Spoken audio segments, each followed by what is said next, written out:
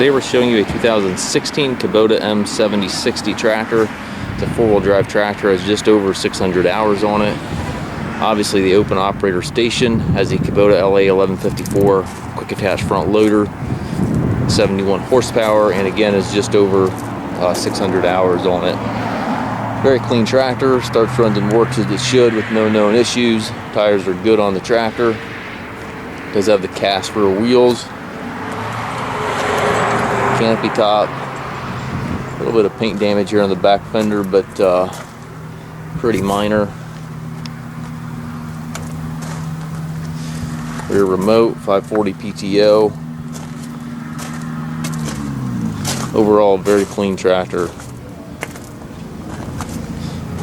Does have the four-wheel drive here to the left of the seat. All your other controls are to the right. You've got your high-low range on the shorter lever here, and then the 1, 2, 3, 4 and the larger lever. Loader control up top here.